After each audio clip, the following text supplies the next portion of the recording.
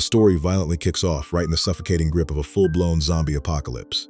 Las Vegas is a burning graveyard, and our protagonists, Molly and her boyfriend Nick, are tearing through the barren desert highways. Their plan is to reach a remote airfield where their friends are waiting with a fueled-up plane to fly them far away from the infected zones. But the desert is unforgiving. Mid-journey, a sudden wave of severe nausea washes over Molly. Seeing her distress, Nick hits the brakes so she can catch her breath. It's a brief moment of respite that costs them everything. When Molly gets back in and Nick hits the gas, the car's rear tire sinks deep into a treacherous ditch. No matter how hard Nick revs the engine, the vehicle is hopelessly trapped. Panic sets in. Nick scrambles for his phone, frantically trying to catch a signal to call their friend Jimmy at the airfield. Suddenly, Molly stares out into the shimmering heat haze. A dark silhouette is materializing on the horizon. It's not a survivor. It's a zombie, eerily dressed in a sharp business suit, dragging its feet toward them at an agonizingly slow pace. Nick dives into the dashboard, grabs his pistol, and fires. After a few wild misses, he plants several bullets directly into the zombie's chest, dropping it to the dirt. They breathe a sigh of relief, but within seconds, the creature twitches. It grotesquely forces itself back upright and resumes its slow march. Terrified, they retreat into the car and try the ignition one last time, but the tire is completely stuck. They slam the locks just as the zombie collides with the glass. The creature begins relentlessly bashing its bloody fists against the window. Hours bleed into the night, but the zombie refuses to stop. The claustrophobic tension boils over when Nick makes a gut-wrenching realization. He dropped his mobile phone outside in the dirt. The sheer stress of their impending doom sparks a vicious argument between the couple, until exhaustion forces them into silence. Eventually, the banging stops. The zombie is nowhere to be seen. Thinking the monster wandered off, Molly grabs a flashlight and they decide to risk stepping outside. Molly scans the ground, spots the phone, and scoops it up. She turns around with a relieved smile, but the suit-wearing zombie had never left. It lunges from the blind spot, sinking its rotting teeth deep into Nick's neck. Molly is paralyzed by pure shock, forced to watch the monster violently rip her boyfriend apart. Survival instinct takes the wheel. Molly scrambles back to the car, shoving whatever food she can find into her backpack. She looks out, the zombie has vanished again. But a split second later, the creature smashes against her door, inches from her face. Screaming, Molly kicks open the opposite door and sprints blindly into the pitch-black expanse of the desert.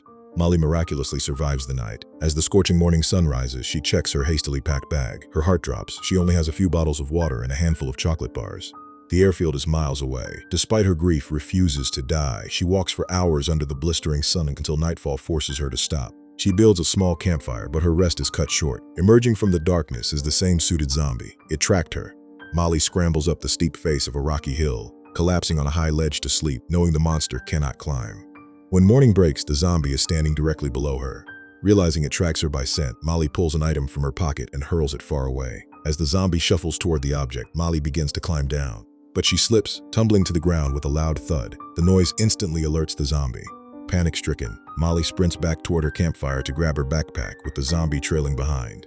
However, she quickly realizes just how painfully slow the creature is. Her terror fades into a dark confidence. She walks at a steady pace, even turning around to mock her undead stalker. Hours pass. Molly easily leaves the zombie behind, but a new threat emerges: the blistering heat. Her water supply is critically low. Just as she feels her body giving out, an abandoned house appears in the distance. She forces herself inside, but there is no food or water. Defeated, she finds a dusty mattress and lies down. The silence is broken by a dragging footstep. The relentless zombie tracked her scent to the front door. Molly creeps into the bathroom, hiding behind a moldy shower curtain. She holds her breath as the zombie shuffles in, sniffing the air. To make the nightmare worse, a venomous desert scorpion crawls up Molly's arm. Caught between a deadly sting and a flesh-eating monster, Molly remains perfectly still. Finally, the zombie loses the scent and leaves. Molly crushes the scorpion and quietly slips out. Back under the sun, Molly tries to call Jimmy again. No network. With her last drop of water gone, a deep despair sets in. She turns around and her undead shadow is there again.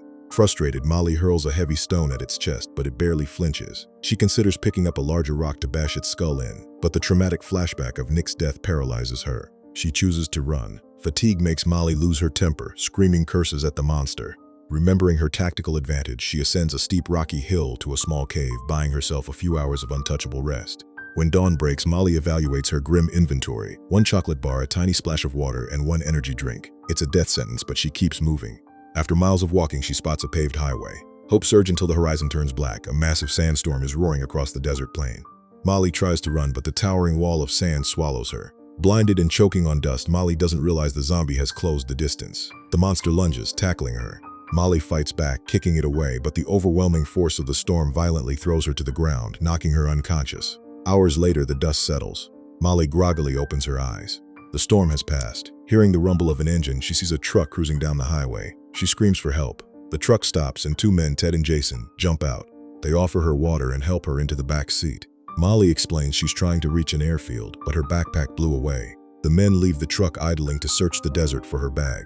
Finally able to breathe, Molly plugs her phone into the car charger. She pulls down the sun visor, and a photograph flutters onto her lap, a father and his young son posing with this exact truck.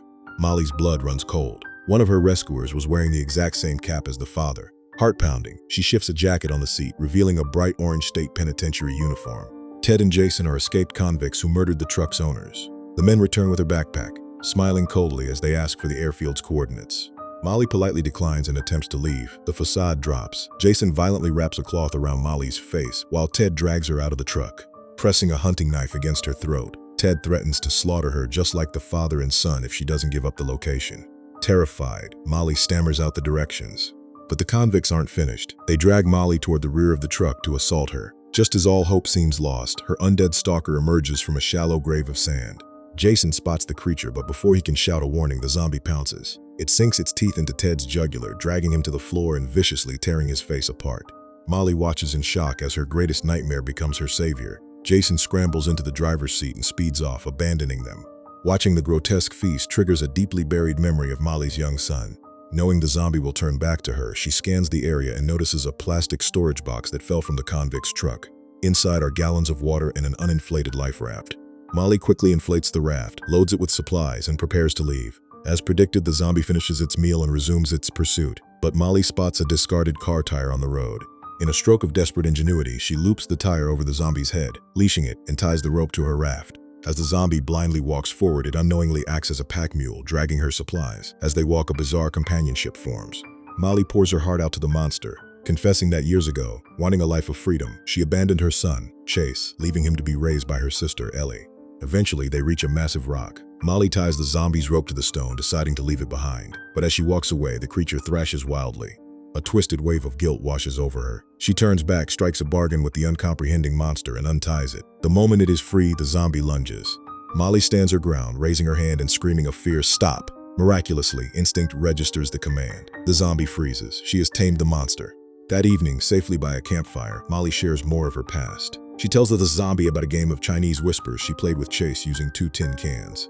She pulls out one of the old tin cans from her bag, the only surviving memory of her son. The next morning, they reach the highway just as a military convoy approaches. Fearing the soldiers will shoot her companion, Molly shoves the zombie behind a barrier. She walks over to the troops, claiming she is waiting to meet her husband. The soldiers are suspicious. Suddenly, her undead friend staggers into the open. The soldiers raise their rifles. Molly throws her body in the line of fire, shielding the zombie and begging them not to shoot. The bizarre sight convinces the soldiers of her crazy lie that the creature is her husband. They agree to let her pass, but as they pull away, a cruel soldier fires a bullet that shatters the zombie's kneecap. Disgusted, Molly rushes to her crippled companion. As she inspects the bleeding leg, the startled creature snaps its jaws, accidentally biting down hard on Molly's finger. Molly pulls her hand back, staring at the wound. She knows exactly what this means. Acting on pure survival instinct, she pours harsh disinfectant over it, but the infection is spreading. In a moment of unparalleled agony, Molly forces her hand onto the hot asphalt.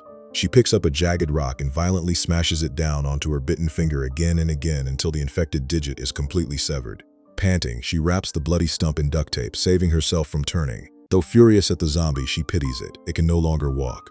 Molly physically drags the crippled zombie on the dinghy across the burning pavement. Finally, the airfield appears on the horizon, but the creature is fading. It weakly points a rotting finger toward its breast pocket. Molly pulls out a leather wallet. Inside is a driver's license belonging to Daryl, along with a photograph of him smiling with a young woman. Daryl was just a victim of circumstance like her. Deciding to grant him a final act of mercy, she picks up a heavy stone. She thanks Daryl for keeping her alive before bringing the rock down, ending his torment. Molly walks onto the deserted airfield alone. Suddenly, a gunshot rings out. Molly dives behind a red Cadillac. She recognizes the shooter, it's Jimmy. Realizing Molly is uninfected, Jimmy lowers his weapon. Molly breaks the news of Nick's death and Jimmy shares his own nightmare. His crew was secretly infected, and Jimmy barely escaped, locking his newly turned friends inside a massive hangar. Now it's just Jimmy and his mechanic, Robbie, who has prepped a plane to fly them to Mexico. Salvation is right in front of her. But Molly cannot stop thinking about Ellie and Chase. She rushes to the airfield's office and dials her sister's number. It goes to voicemail. She redials frantically until the line clicks. It's the trembling voice of her son, Chase. He whispers that his Aunt Ellie has been missing for days, and he's hiding in his room. A fierce maternal fire ignites inside Molly. She promises she is coming. Molly abandons the plane and sprints toward the red Cadillac, but the keys are missing. They must be in the pockets of Jimmy's infected crew inside the warehouse. Armed with a heavy steel wrench, Molly shatters the warehouse lock. Inside, a massive zombie lunges at her. Molly swings the wrench, caving its skull in. No keys. She enters the boiler room. Another zombie leaps up, causing Molly to trip and drop her wrench. The creature dives onto her. Blindly grasping at the floor, Molly grabs a heavy power drill and jams it directly into the side of the zombie's head. Digging through its jacket, she finally pulls out the silver keys. Molly tears down the highway back toward the burning ruins of Las Vegas, silently thanking her undead friend for teaching her how to fight. Hours later, she navigates her apocalyptic neighborhood, pulling up to Ellie's house. Inside, she finds the gruesome remains of Ellie's husband. Moving down the hallway, she sees a chilling sight. Smeared in blood across a glass door is a final message from her sister, revealing Ellie was bitten. Through the glass, Molly sees her sister's charred remains. Ellie set herself on fire to ensure she wouldn't come back as a monster to hurt Chase. Heartbroken, Molly frantically searches the bedrooms. Empty. Dropping to her knees, she begins to violently sob. But then her eyes catch a glimpse of something familiar. It is the second tin can from their old game. A soft rustle comes from the corner of the room. Molly leaps up, shovel raised, but it's not a zombie. Tucked away is Chase's small cloth toy tent. The flap unzips and the terrified boy peeks out. Molly falls to the floor, pulling her son into a desperate embrace, vowing never to leave him again. But their reunion is cut short. The horrifying sound of breaking glass echoes from the front of the house. A massive horde of infected has tracked her. Molly stands up, her eyes fearless. She pushes Chase behind her, gripping her bloody shovel tightly. Molly plants her feet at the top of the hallway. Whether Molly and Chase fight their way out or perish in that hallway remains a mystery forever lost to the wasteland.